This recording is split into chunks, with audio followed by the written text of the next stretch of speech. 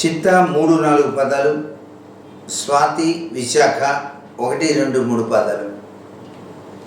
ఆదాయం 11, వ్యయం 5, రాజపూజ్యం 2, అవమానం 2. ఈ సంవత్సరంలో గురుగ్రహం 3 స్థానాల్లో సంచరిస్తోంది.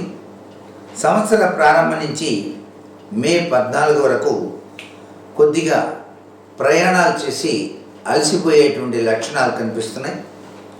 దురదృష్టాలు ఎదురవ్వకుండా ఓం నమో భగవతే వాసుదేవాయ అనే మంత్రాన్ని మాత్రం ప్రతినిత్యం ధ్యానించడం చాలా మంచిది. డబ్బులు ఎక్కువ ఖర్చు కాకుండా నిత్యం కనకదార స్తవాన్ని చక్కగా 3 సార్లు పఠించడం చాలా విశేషవంతమైన ప్రభావానికి మంచిది.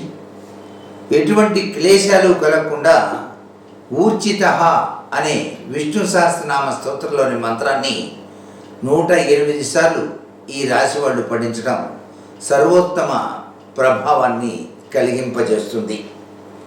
మే 14 నుంచి అక్టోబర్ 18 వరకు, తిరిగి డిసెంబర్ 5 నుంచి సంవత్సరం చివరి వరకు సకల సౌభాగ్య వృద్ధితో పాటుగా అన్ని రంగాల్లో విజయాన్ని చేకూర్చుకోవడానికి ఆస్కారం అత్యధికంగా ఉంటుంది. అక్టోబర్ 18 నుంచి డిసెంబర్ 5 వరకు కూడాను ధనం ఇతరులకు ఇచ్చేటప్పుడు చాలా జాగ్రత్తగా ఉండండి. ఆచి తూచి అడుగు వేయటం చాలా మంచిది.